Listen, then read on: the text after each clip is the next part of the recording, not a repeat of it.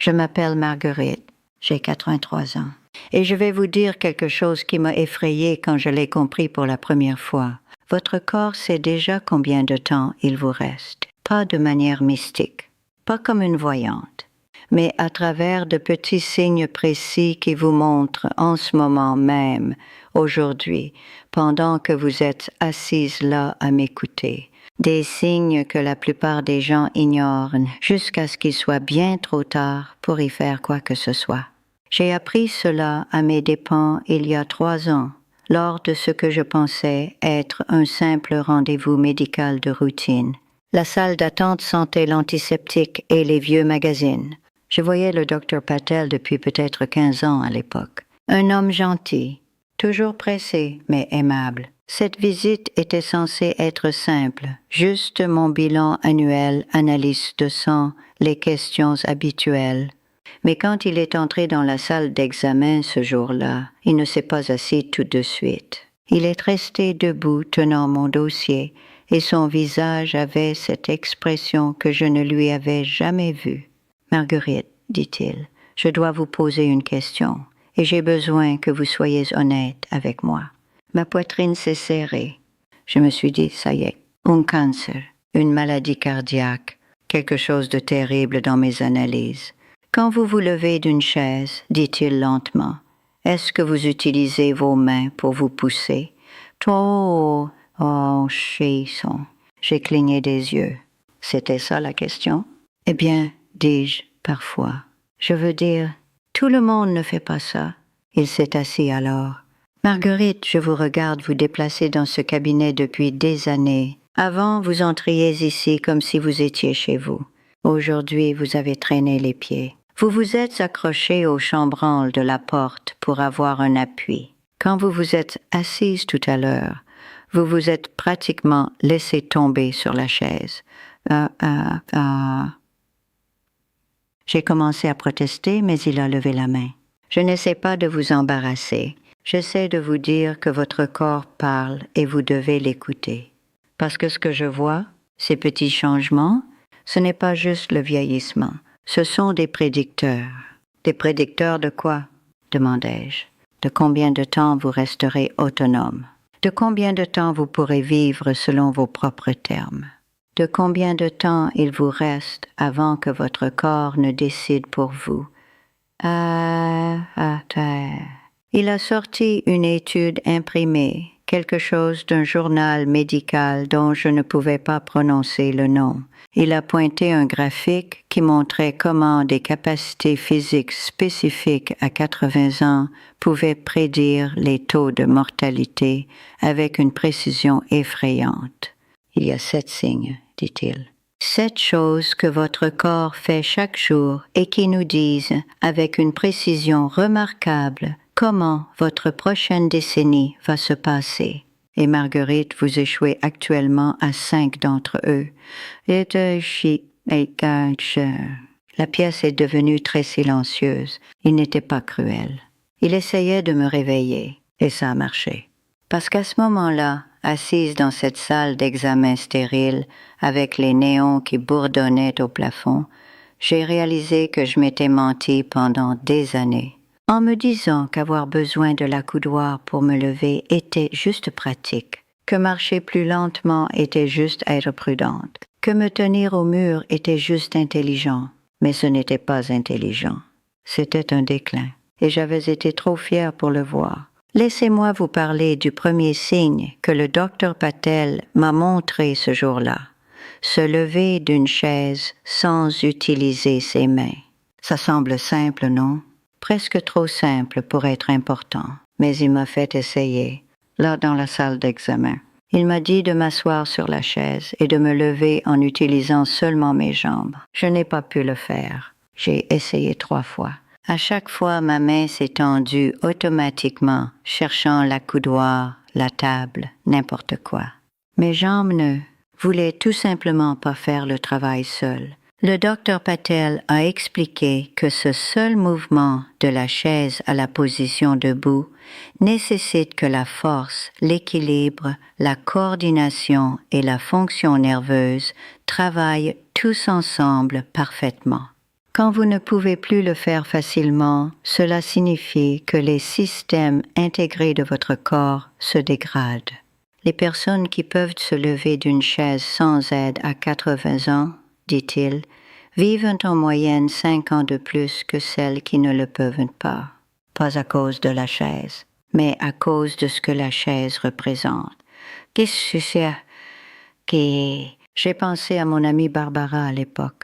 Barbara avait 72 ans, vivait dans la ville voisine. On se retrouvait parfois pour déjeuner dans ce petit restaurant qu'elle aimait bien. Un après-midi, quand il était temps de partir, je l'ai regardée lutter pour se lever de la banquette. Elle a dû poser ses 2 paumes à plat sur la table, se pencher en avant, pousser fort. Son visage est devenu rouge d'effort. Le pire, personne ne l'a remarqué à part moi.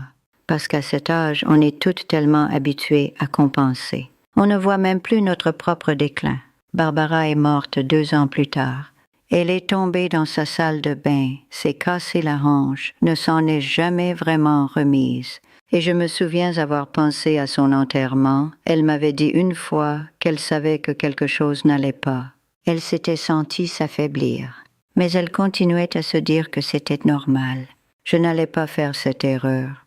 Alors j'ai commencé à m'entraîner. Chaque matin, avant le petit déjeuner, je m'asseyais sur ma chaise de cuisine et j'essayais de me lever sans utiliser mes mains.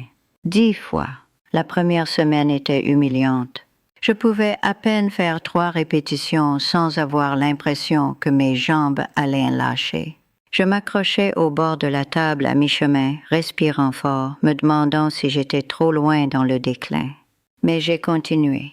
À la 3e semaine, je pouvais faire 5 répétitions propres. À la 6e semaine, les 10. Et quelque chose d'autre a changé. J'ai arrêté d'avoir peur de mes propres meubles. Le 2e signe dont le docteur Patel a parlé ce jour-là était la vitesse de marche. Il m'a dit quelque chose que je n'oublierai jamais. Votre vitesse de marche est l'un des prédicteurs de mortalité les plus puissants que nous ayons.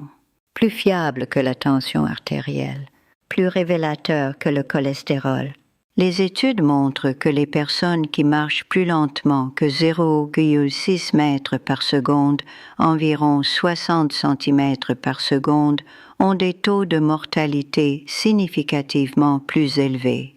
Pas parce que marcher lentement vous tue, mais parce que marcher lentement révèle que votre cœur, vos poumons, vos muscles et votre système nerveux luttent tous ensemble. J'ai pensé à Helen. Elle a 76 ans maintenant, vit à Paris. Il y a 3 ans, je lui ai rendu visite pour un week-end.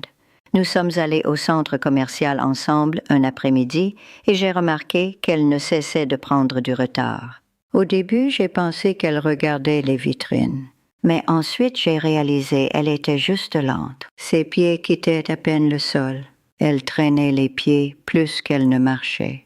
Quand je lui en ai parlé plus tard, elle a ri. « Je fais juste attention, dit-elle. Tu sais, à notre âge. Mais voici ce que j'ai appris du docteur Patel. Faire attention n'est pas la même chose qu'être faible. Si votre vitesse de marche a chuté de manière significative, votre corps vous dit quelque chose d'urgent. » Hélène a commencé à marcher tous les matins après cette visite, juste autour de son pâté de maison au début, puis 2 pâtés, puis tout le quartier. Elle m'a appelé 4 mois plus tard. « Marguerite, dit-elle, j'ai marché jusqu'à l'épicerie aujourd'hui. 1,5 kilomètre aller, 1,5 kilomètre retour. Je n'avais pas fait ça depuis 3 ans. » Sa voix s'est brisée quand elle l'a dit, parce qu'elle avait récupéré quelque chose qu'elle pensait perdu à jamais. Ça va sembler ridicule, mais je dois m'interrompre un instant. Il y a environ 6 mois, mon petit-fils, un garçon adorable, 24 ans, travaille dans la programmation. Il a vu ce que je faisais. Les exercices de marche, les exercices de chaise, les notes que je prenais sur tout ça. Et il a dit, « Mamie, tu dois mettre ça quelque part où les femmes peuvent vraiment l'utiliser. » Alors nous avons construit quelque chose ensemble. Il l'a appelé l'application Liberté. Je sais ce que vous pensez. Une femme de 83 ans avec une application téléphonique? Mes enfants trouvent certainement ça absurde. Ma fille Léa n'arrête pas de m'appeler, me disant de la retirer. Tu te ridiculises, maman. Agis selon ton âge. Oui. Mais voilà le truc. Nous avons construit cette application parce que j'en avais besoin. Et maintenant, des centaines de femmes m'écrivent pour dire qu'elles changent leur vie. Elle a tout, des bilans quotidiens, des rappels de médicaments, des exercices qui prennent 5 minutes et fonctionnent vraiment, des jeux cérébraux qui préviennent la perte de mémoire, des guides pour établir des limites avec la famille qui vous traite comme si vous étiez déjà parti. Il y a même une fonction de chat où vous pouvez me parler, enfin, une version de moi quand vous en avez besoin. Mon petit-fils a codé pendant 2 semaines d'affilée. Je suis restée assise à côté de lui tout le temps, lui disant exactement ce dont les femmes de notre âge ont réellement besoin. Pas ce qu'une entreprise technologique pense que nous avons besoin, ce dont nous avons besoin. Et maintenant, des femmes l'utilisent. De vraies femmes avec de vrais résultats. Dorothée de Marseille a écrit la semaine dernière « Je ne pouvais pas tenir debout sur un pied pendant plus de 2 secondes. Maintenant, je peux tenir 20. Je n'ai plus peur des escaliers. Suzanne de Lyon. Je dors toute la nuit pour la première fois depuis 5 ans. Je ne savais pas à quel point j'étais épuisée jusqu'à ce que je ne le sois plus. » Jeanne, ma propre sœur, en fait, elle était sceptique au début. Mais elle utilise les routines quotidiennes depuis 3 mois maintenant et elle m'a dit dimanche dernier « Je me sens comme si j'avais à nouveau la soixantaine. » Pas de manière fantasmagorique, juste capable. Ma famille veut que je la ferme. Ils pensent que je me fais avoir, que mon petit-fils m'utilise.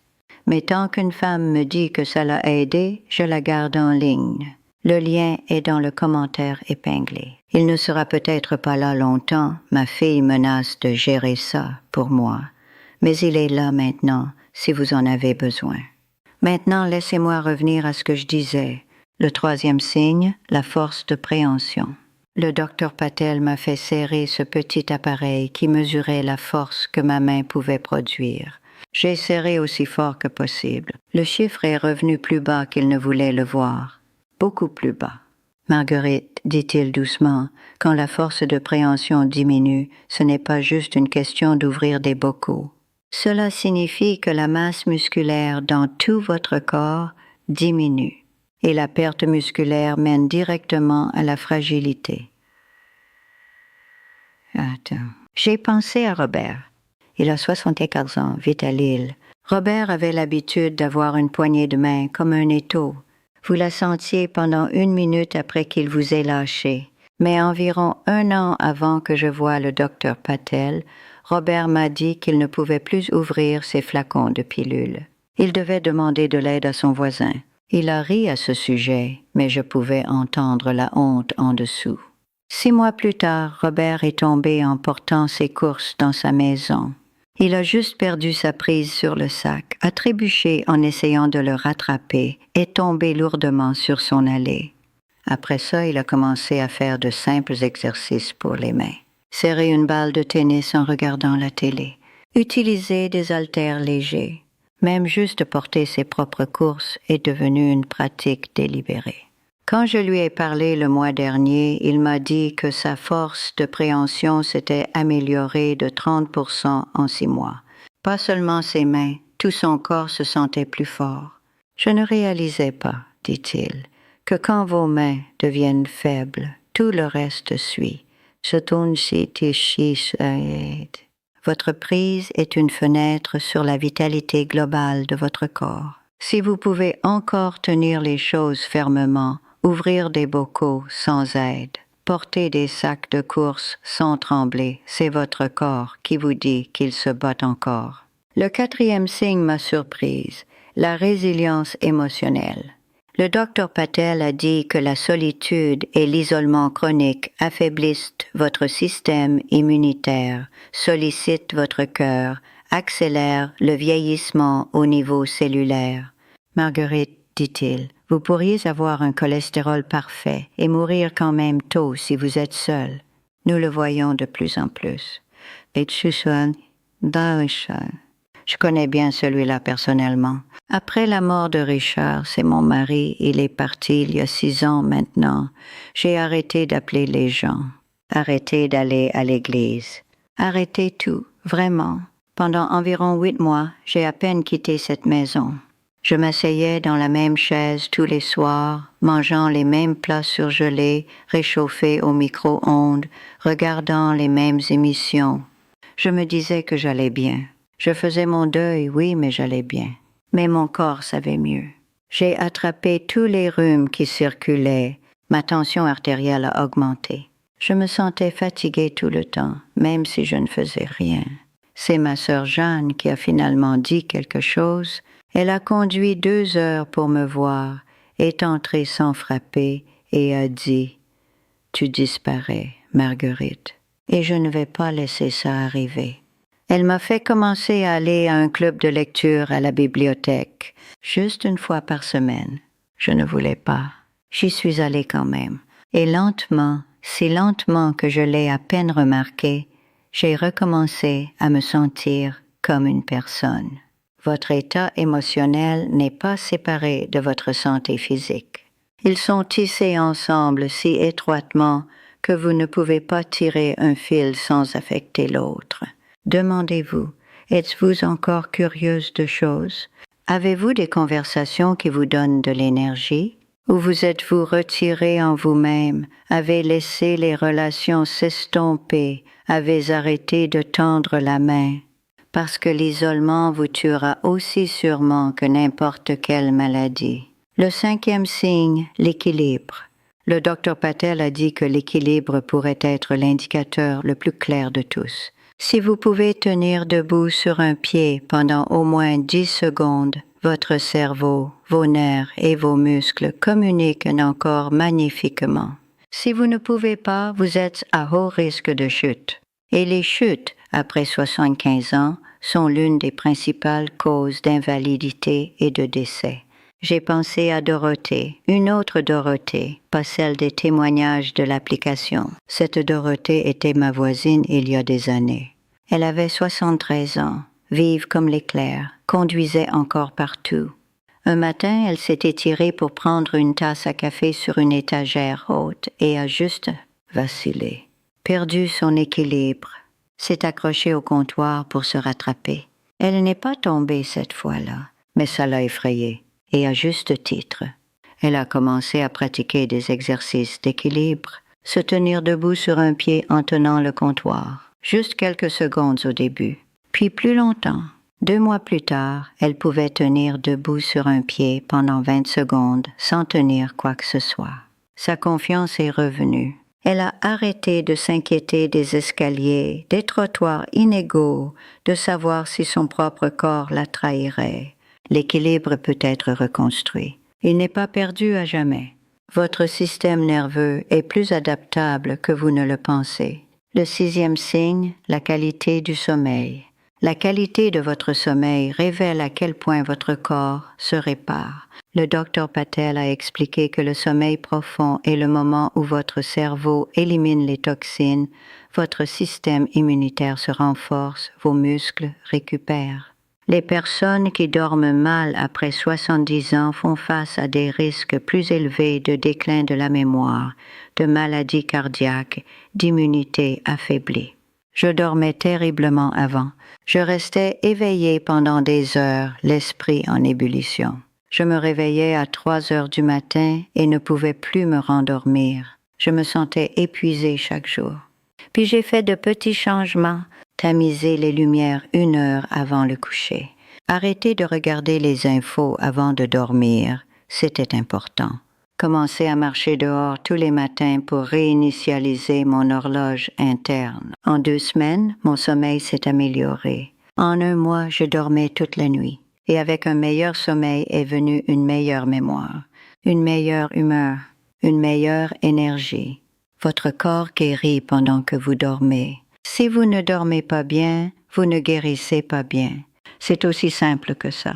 Le 7e signe, l'appétit et les habitudes alimentaires. La perte d'appétit après 70 ans est souvent écartée comme normale, mais ce n'est pas le cas. C'est un avertissement. Quand vous arrêtez de manger suffisamment, votre corps commence à décomposer les muscles. Vous devenez plus faible, plus fragile, plus sujette aux maladies et aux chutes. J'ai pensé à Suzanne. Elle a 64 ans, vit à Lyon. Il y a environ 1 an, elle m'a dit qu'elle n'avait plus faim. La nourriture n'avait plus le même goût. Elle préparait un repas et n'en mangeait que la moitié. Elle pensait que c'était normal. Les personnes âgées n'ont pas besoin d'autant de nourriture, non? Mais quand sa fille lui a rendu visite, elle a remarqué que Suzanne avait perdu beaucoup de poids. Ses vêtements pendaient, son visage semblait émacié. Il s'est avéré que Suzanne avait développé une carence en zinc qui affectait son goût et son appétit. Un simple complément l'a corrigé. En quelques semaines, son appétit est revenu. Son énergie est revenue. Si vous avez remarqué des changements dans votre alimentation, vous sentir rassasié trop rapidement, manque d'intérêt pour la nourriture, perte de poids inattendue, ne l'ignorez pas. Votre corps a besoin de carburant, surtout maintenant. Voici ce que j'ai appris de tout cela du docteur Patel, de ces 7 signes, en regardant mon propre corps décliner puis se reconstruire. Votre corps ne vous ment pas. Quand il peine à se lever, il vous dit que vos muscles ont besoin de travail. Quand il marche lentement, il vous dit que votre cœur et vos poumons ont besoin de se renforcer. Quand votre prise faiblit, il vous dit de riposter avant de perdre davantage. Quand vous vous sentez seul, il vous dit que la connexion est une question de survie. Quand votre équilibre vacille, il vous dit de pratiquer avant de tomber. Quand vous ne pouvez pas dormir, il vous dit que quelque chose doit être ajusté. Quand votre appétit s'estompe, il vous dit de faire attention. Aucun de ces signes n'est une sentence. Ce ne sont pas des verdicts, ce sont des invitations à remarquer, à prendre soin. À agir pendant que vous le pouvez encore. Helen a amélioré sa vitesse de marche à 76 ans. Robert a reconstruit sa force de préhension à 74 ans. Barbara a retrouvé sa capacité à se lever à 72 ans. Dorothée a restauré son équilibre à 75 ans. S'ils ont pu le faire, vous le pouvez aussi. J'ai 83 ans. Il y a 3 ans, j'échouais à 5 de ces 7 tests. Aujourd'hui, j'en réussis 6. Pas parce que je suis spéciale, pas parce que j'ai eu de la chance, parce que j'ai écouté et j'ai agi. L'application Liberté dont j'ai parlé plus tôt, celle que mon petit-fils et moi avons construite ensemble, elle a des exercices spécifiques pour chacun de ces 7 signes. Des progressions chaises debout qui reconstruisent la force des jambes en 5 minutes par jour. Des routines de marche qui améliorent votre rythme sans vous submerger. Des exercices de préhension que vous pouvez faire en regardant la télévision. Des pratiques d'équilibre qui prennent moins de temps que de faire du café. Des guides d'hygiène du sommeil qui fonctionnent vraiment pour les femmes de plus de 60 ans. Un suivi de l'appétit et des idées de repas qui rendent le fait de manger agréable à nouveau. Et Emma, c'est la petite fille qui vit 2 portes plus loin, la fille de Sarah. Elle m'a aidé à tester certains exercices. Elle se tenait là avec son chronomètre, chronométrant combien de temps je pouvais tenir en équilibre, applaudissant quand je battais mon record précédent. 8 ans, et elle comprenait ce que mes propres enfants ne comprennent pas, que devenir plus forte à 83 ans est possible, que l'amélioration n'a pas de limite d'âge. Rose de Bordeaux m'a écrit hier. J'ai utilisé l'application pendant 2 mois. Mon médecin m'a demandé quel médicament j'avais commencé parce que mes marqueurs se sont tellement améliorés. Je lui ai dit que ce n'était pas un médicament. C'était de faire attention. Léa, ma fille, ironiquement, pas celle qui me presse d'arrêter, elle l'utilise aussi, bien qu'elle ne l'admette pas à ses frères et sœurs. Elle m'a dit la semaine dernière: « Maman, je ne réalisais pas combien j'avais laissé aller jusqu'à ce que je commence à récupérer. » Si vous voulez l'essayer, le lien est dans le commentaire épinglé. Ma famille menace toujours de me faire la retirer, donc je ne peux pas promettre qu'il sera là pour toujours. Mais il est là maintenant. Merci de vous être assise avec moi aujourd'hui. Je sais que ce n'était pas facile à entendre. Personne ne veut penser au déclin de son corps, au temps qui file, aux façons dont nous avons ignoré nos propres échecs silencieux. Mais voici la vérité que j'aurais aimé que quelqu'un me dise il y a 30 ans. Faire attention ne vous rend pas morbide, ça vous rend sage. Agir pendant que vous le pouvez encore ne vous rend pas vaniteuse, ça vous rend courageuse. Et reconstruire ce que vous pensiez perdu ne vous rend pas stupide, ça vous rend vivante. Si vous avez trouvé quelque chose d'utile ici, abonnez-vous. Pas parce que j'ai besoin des chiffres, mais parce que peut-être la semaine prochaine, quand je parlerai d'autre chose, vous aurez besoin de l'entendre. Le lien vers l'application Liberté est dans le commentaire épinglé. Venez nous trouver si vous en avez besoin. Prenez soin de vous, quoi que cela signifie pour vous.